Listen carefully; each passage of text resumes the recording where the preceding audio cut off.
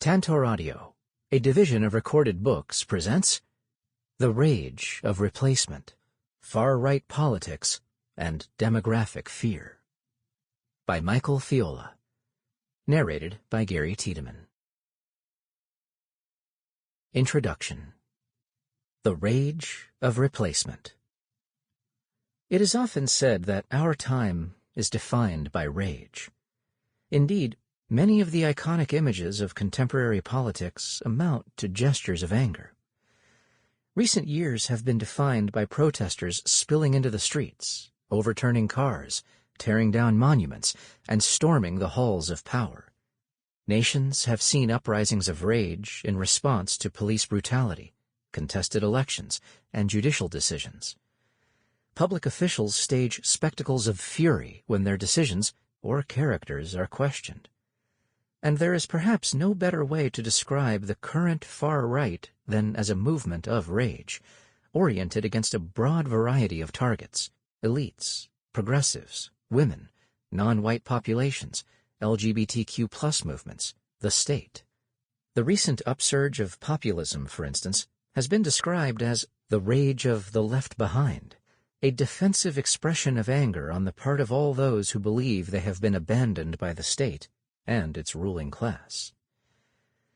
Though many observers have identified rage as a primal emotion, any effort to render this emotion in archetypal terms tends to miss how rage is activated under specific circumstances, directed toward specific aims, and turned away from others.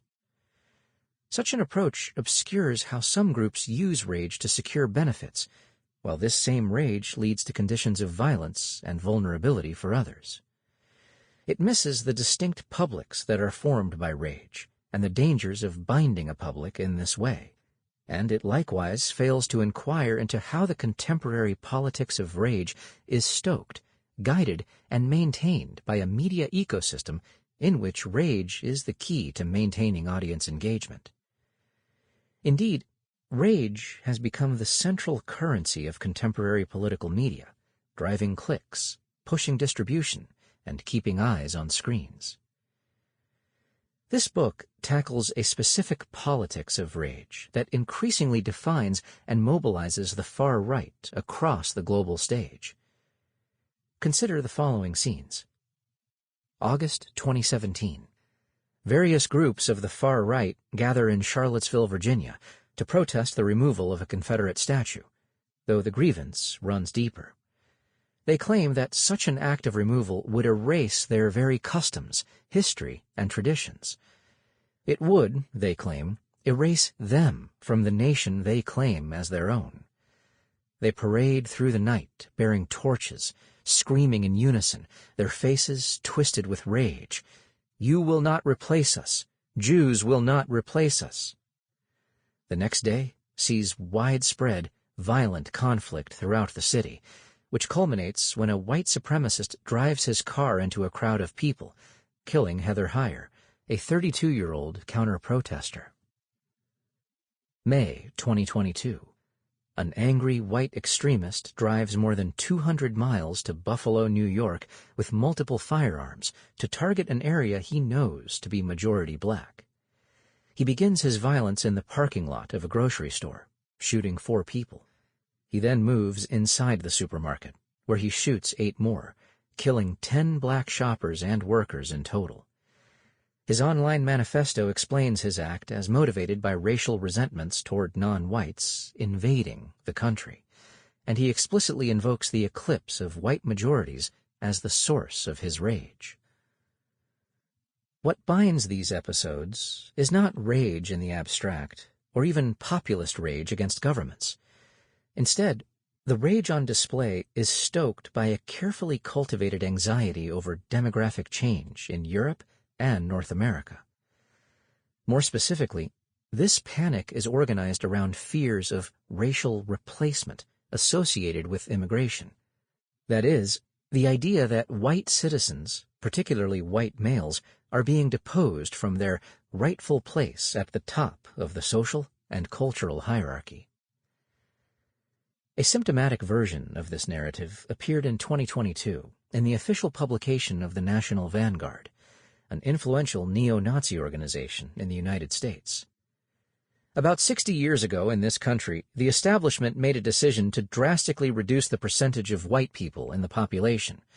This was not done by chance. It was not accidental. It was a deliberate, well-thought-out and intentional plan, and it was done in a concerted way, by design. This conspiratorial vision is not limited to the movement literature of American white supremacy. It defines much of the far right across Europe as well. For instance, the French far-right author Guillaume Faye claims that European civilization currently faces the existential threat of being replaced on its own soil by the rejects of other nations.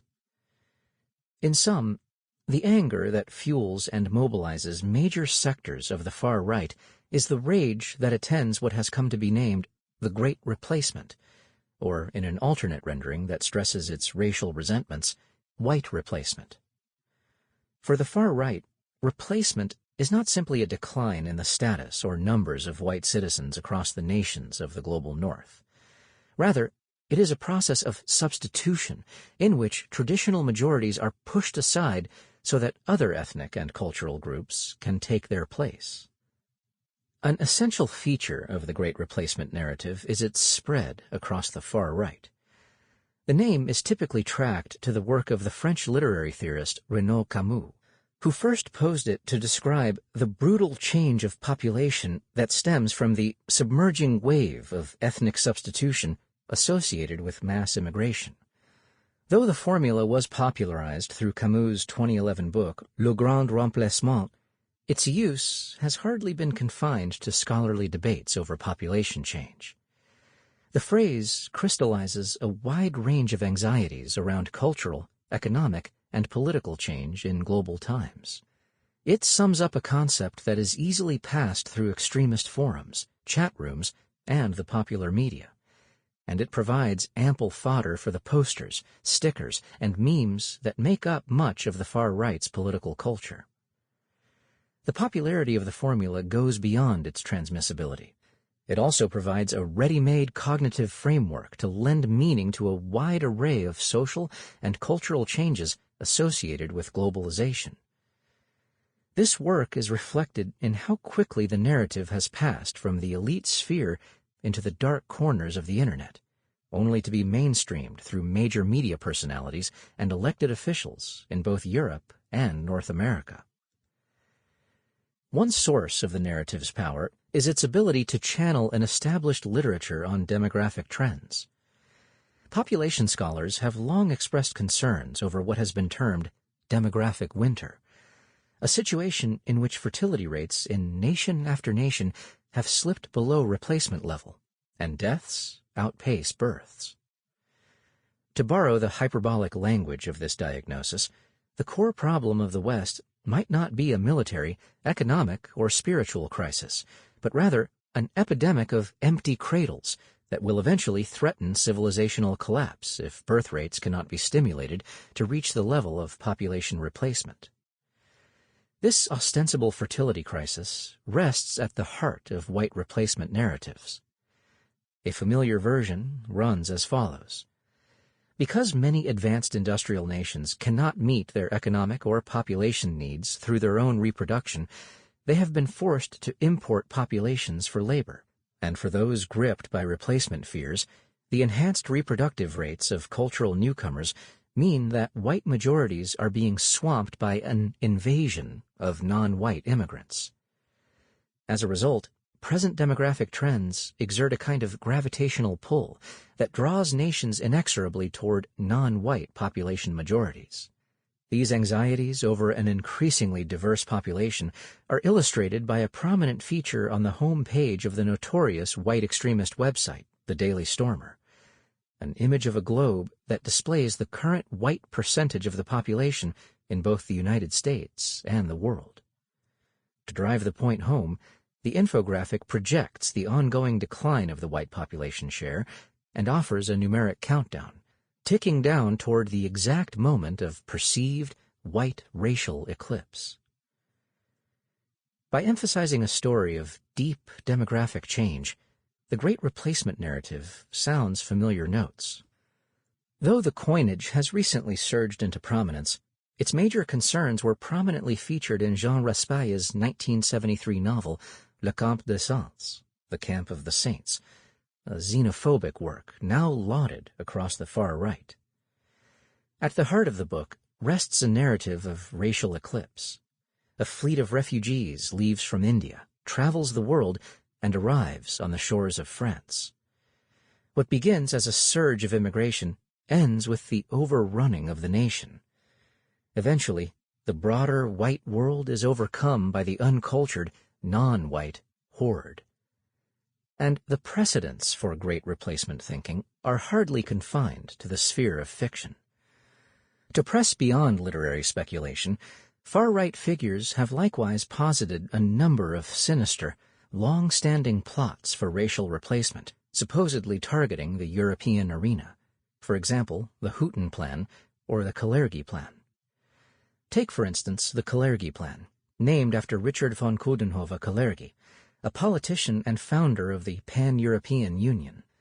This demographic conspiracy theory arises from a distorted reading of von Coudenhove Kalergi's Practical Idealism, 1925, in which he predicts that the man of the future will be of mixed race. Where this book forecasts that immigration and intermarriage will transform the character of Europe, figures from the racialist right focus on this prediction as evidence of a plan to undermine the distinction of European cultures. In this paranoiac vision, the threat that faces Europe is not simply heightened migration, but rather a conscious effort to engineer immigration policy so that the nationalities of Europe should be destroyed by mixing them all up to become a single, homogeneous, undifferentiated people. The United States has its own considerable history of panics over population change. For example, 19th-century fears of Chinese invasion. Recent controversies have centered on the specter of a migrant caravan or an invasion pouring across the nation's borders, perhaps best exemplified by calls to build a wall along the southern border. This insistence on the need for a physical boundary echoes a long line of xenophobic campaigns and policies, some of which have explicitly invoked the threat of racial replacement. At the beginning of the 20th century, for instance, the nation was gripped by fears over what was termed race suicide. This panic, which was promoted by a wide range of social elites, involved similar issues: rising immigration rates, changes in patterns of immigration, and a decline in reproduction among members of the so-called Nordic race, viewed as the ethnic core of the nation. Perhaps the most notorious articulation of this panic came from the American conservationist Madison Grant, who was widely lauded as an inspiration for Adolf Hitler's own race thought. As Grant argued in his influential The Passing of the Great Race, 1916, these immigrants adopt the language of the Native American. They wear his clothes, they steal his name, and they are beginning to take his women. And while he is being elbowed out of his own home, the American looks calmly abroad and urges on others the suicidal ethics which are exterminating his own race. The central terms of this historical episode resonate with the present narrative of demographic fear. Those who feared the process of a race suicide argued not only that the ethnic core of the nation would be engulfed by a tide of ethnic competitors, but also that this process would yield the disappearance of the Native American, a phrase that figures the so-called Nordic subject as native, eliding the violent history of settler colonialism through which white majorities were forged. These fears were anticipated by the stark diagnosis of Francis Amasa Walker, an economist and director of the U.S. Census, who forecast in 1891 that increased immigration would lead not to a reinforcement of our population, but to a replacement of native by foreign stock. The contemporary politics of demographic fear adopts many of these established themes: nativism, race panic, xenophobia, fertility anxieties, and economic pressures. It magnifies the urgency, however, with a more pointed line of argument. The demographic changes unfolding across the globe are not simply the far-reaching effects of labor migration, global trade, and comparative fertility rates. Rather, the decline of white majorities has been engineered deliberately by political and economic elites, an assertion that persistently draws from the long-standing tropes of anti-Semitic conspiracy theory. The more elaborate presentations of replacement theory are accordingly peppered with out-of-context phrases pulled from the documents of international organizations. For example, the United Nations, the European Union, the International Monetary Fund, which supposedly provide smoking gun evidence of these plots for ethnic substitution.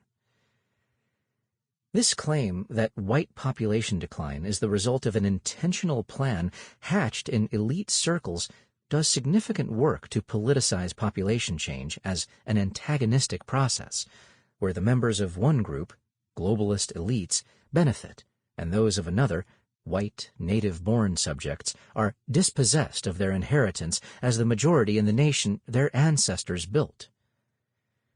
This theme of dispossession by shadowy elites reflects how the replacement narrative draws from the lineage of what is often termed a paranoid politics. In the canonical formulation of the American historian Richard Hofstadter, the paranoid style of politics is one that tracks social changes to a vast and sinister conspiracy, a gigantic and yet subtle machinery of influence set in motion to undermine and destroy a way of life. In this vision, the ills that beset the nation go beyond accident, luck, or ineptitude. Instead, national decline is read as evidence of an intentional design, devised by enemies. For those gripped by the replacement narrative, however, the agents and objectives are distinctive.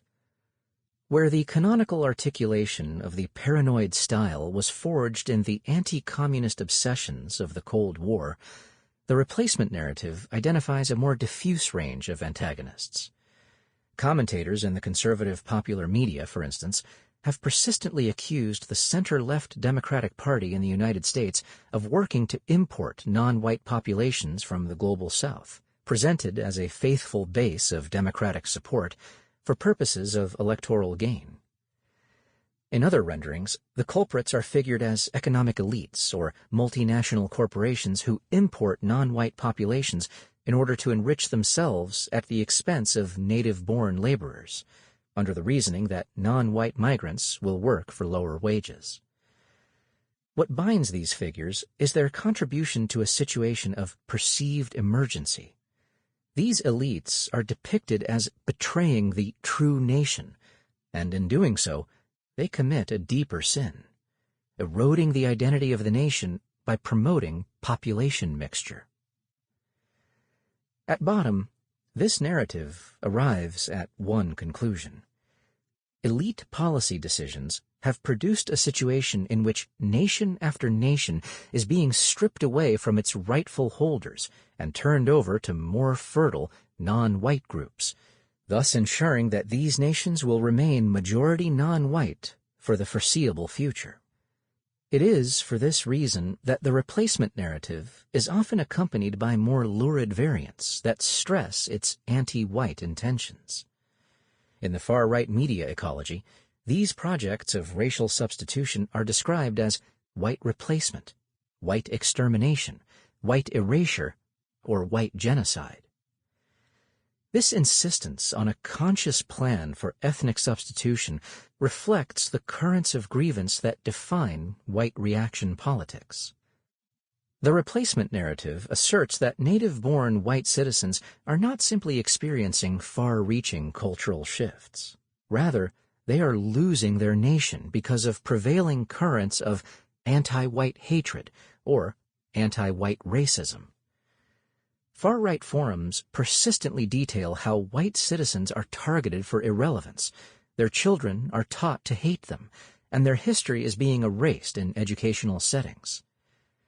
In the formula often cited in white extremist circles, the straight white man is the most oppressed member of contemporary liberal democracies, defamed for his identity, his beliefs, and his accomplishments. These various lines of argument come to a head for Jared Taylor, the self-described white advocate who heads the New Century Foundation, located in the United States. What we are witnessing is one of the great tragedies in human history. Powerful forces are in motion that, if left unchecked, will slowly push aside European man and European civilization, and then dance a victory jig on their collective grave. If we do nothing, the nation we leave to our children and grandchildren will be a desolated third world failure, in which whites will be a despised minority. It is this emphasis on the intentional aspect of demographic change that feeds the effectual core of the far right, the rage that attends this narrative of replacement. The narrative does not simply track shifting population trends. Rather, it typically paints these changes in lurid terms designed to elicit anger toward a specified set of targets. Given the currents detailed earlier, much of the replacement literature is defined by rage against the elites, who have ostensibly engineered the displacement of native-born subjects from the nation viewed as their birthright. As Patrick Buchanan, two-time former candidate for the Republican presidential nomination, asks, is it not treason to bring in foreigners, deceitfully, to swamp a people and dispossess them of their culture and country? That said, this fulmination against elites hardly exhausts the currents of rage that run through the far-right politics of demographic fear. White reaction movements turn this anger against other prominent targets as well, including non-white, non-Christian populations, presented as usurpers of the nation that properly belongs to legacy, that is, white citizens. What defines the recent generations of immigrants, we are told, is that they have no wish or need to integrate into their new cultural landscapes. A staple of this narrative is that these immigrants worship their own gods, listen to their own music, and follow their own traditions. According to the ethno-nationalist Prime Minister of Hungary, Viktor Orbán, these immigrants don't speak our language, don't respect our culture, our laws or lifestyle, and want to exchange ours for their own. One prominent example of this fear is the Islamophobic vision of a Europe overrun by specifically Muslim immigration, what has been termed the specter of Eurabia by the British far-right author Bat Ye'or.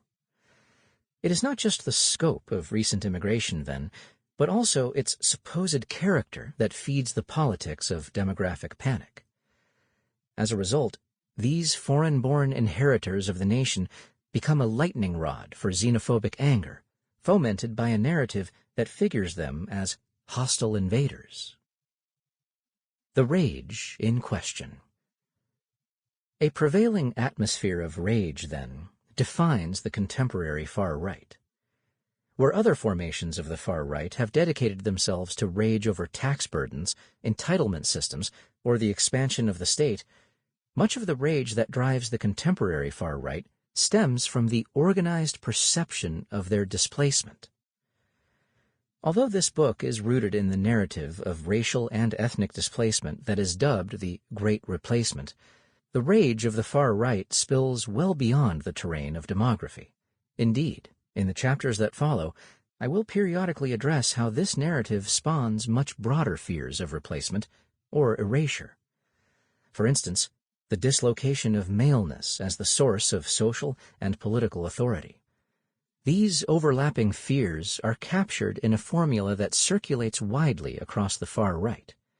There is an ongoing war against white men, or a war against white working-class men.